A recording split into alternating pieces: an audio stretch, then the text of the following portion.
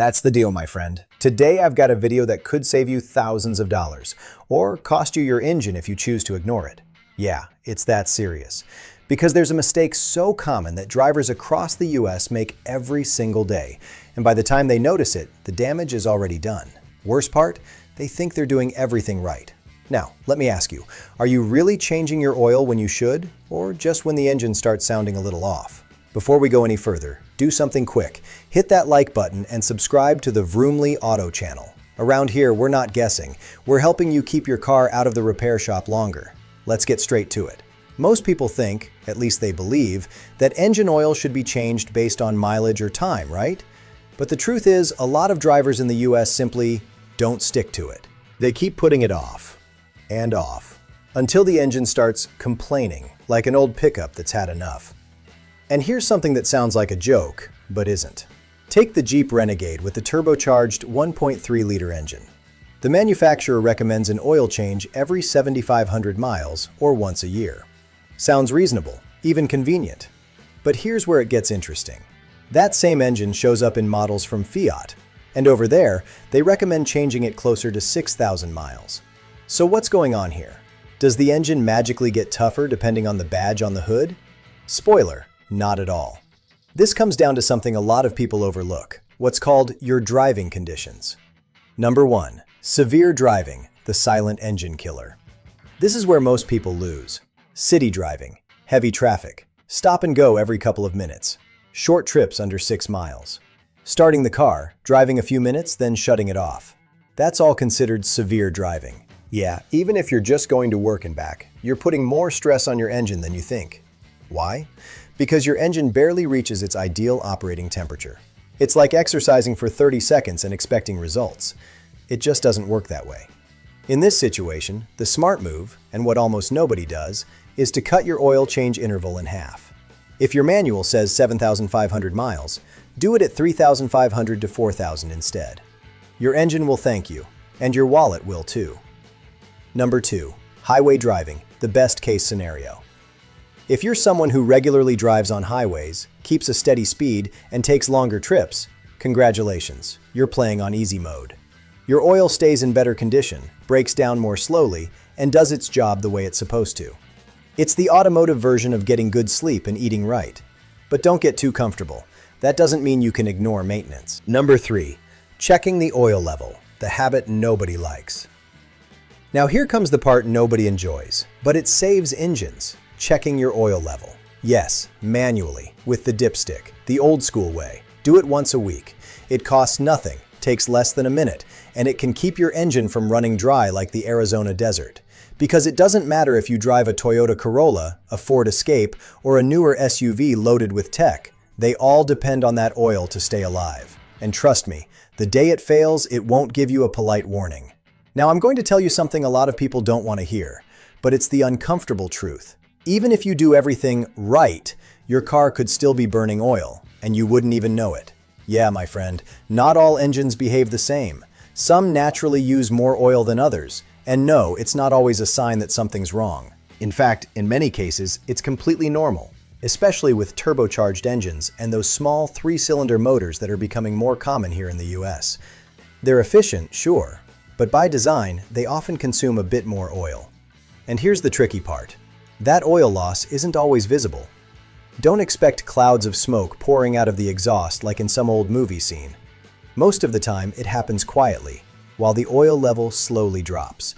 So if you want your engine to reach those 200,000 plus miles without giving up, there's one habit you simply can't ignore. Number 4. Topping off the oil without guessing. You check the level, and it's low. Good. Now don't panic. And definitely don't start pouring oil in like you're filling up a glass of iced tea. Your dipstick is your best friend here. And while not every vehicle is identical, most follow the same basic logic. You'll see 2 key marks, minimum and maximum. Sometimes labeled L, low, and F, full. Other times just lines or small notches. Either way, that's your safe range. Now pay attention, this is where a lot of people get it wrong. If the oil level is sitting halfway between those marks, it does not mean you've lost half your engine oil. Not even close. In most cases, bringing it from the midpoint up to full only takes about 8 to 10 ounces. Nice and easy. But if it's down near the minimum, that's a different story. At that point, you're usually looking at adding around 1 quart, sometimes a little more depending on the engine. See the difference? This isn't guesswork, it's about understanding what you're looking at. Number 5. Oil color. The problem that isn't really a problem. Classic scenario. You pull the dipstick, see dark oil, and suddenly you're thinking the engine is on the verge of failure. Take it easy. As long as you're within the recommended time and mileage intervals, oil color alone is not a reason to panic. If you're running regular gasoline, which most drivers in the US do, it's completely normal for oil to darken over time. That's due to carbon buildup from combustion. In simple terms, it's collecting contaminants, doing exactly what it's supposed to do. On the other hand, if you're driving a hybrid like a Toyota Prius, you might notice the oil stays cleaner looking a bit longer. But that doesn't mean it lasts forever or performs better indefinitely. What really matters isn't how the oil looks, it's whether it's still doing its job.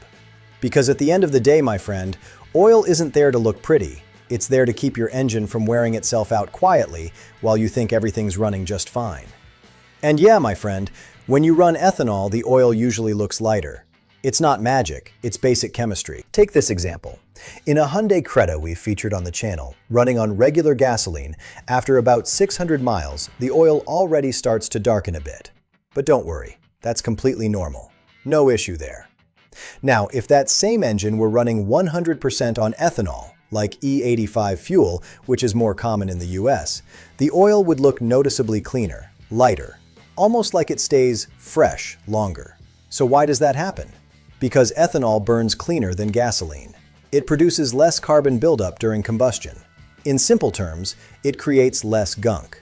The explosion inside the engine leaves behind fewer residues, and that shows up directly in the oil's color. But don't get the wrong idea. Just because it looks cleaner doesn't mean it lasts forever.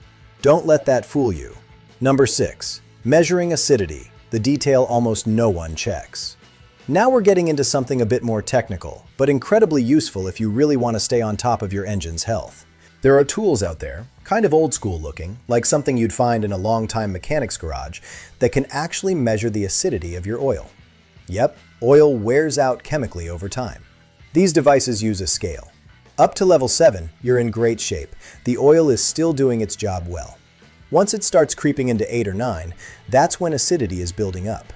And if it hits 10, it doesn't mean the oil is completely done, but it's a clear warning sign.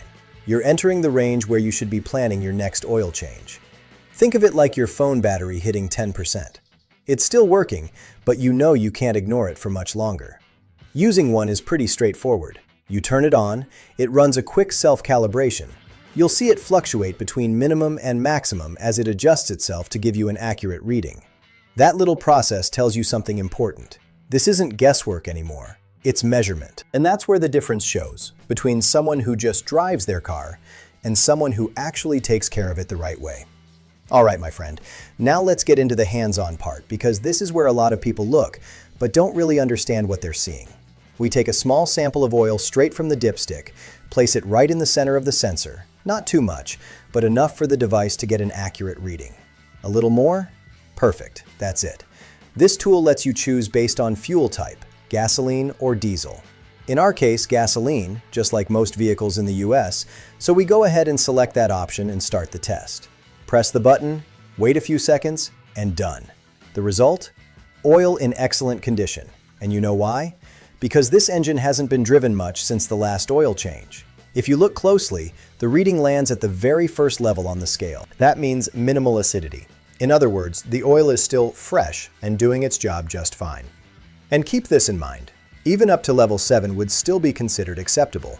It's not like anything above 1 is bad, not at all. But what we're seeing here is basically a best-case scenario. Now here's the interesting part, and this is the trick almost nobody uses. Repeat this test every so often, say every 600 miles or so. That way, you can actually track how your oil is aging, not based on guesswork, but on real data. Let's run it one more time just to confirm. Same process, same sample, same result. And that's exactly what you want to see, consistency. Because when mileage is low, acidity stays low too. And that lines up with everything we talked about earlier. The oil isn't too dark yet, it hasn't broken down, it's still in good shape. Number 7. Understanding the signs, not just looking, but interpreting. This is where the difference shows between someone who just pops the hood and someone who actually understands what's going on. It's not just about checking the color or blindly following the mileage in the owner's manual. It's about connecting the dots: color, level, how the car is driven, and if possible, even the oil's acidity. Because your engine doesn't fail out of nowhere, it always gives warning signs. The problem is, most people ignore them until it's too late. And that's exactly why, my friend. This kind of test is absolutely worth doing every 600 miles or so. That way, you're not driving blind. You're actually seeing how your engine oil evolves over time, understanding what's really going on under the hood. Because there's a big difference between just driving a car and actually knowing how to take care of it so it lasts for years without headaches. And if at any point you've got a question, something doesn't seem right, or you want us to test something different, drop it in the comments. We read everything and keep the conversation real. No fluff, no runaround. If this video opened your eyes even just a little, you already know what to do. Hit that like button, subscribe to the channel, and share this with that friend who still thinks oil changes are something you do whenever you remember. Take care, my friend, and I'll see you in the next one.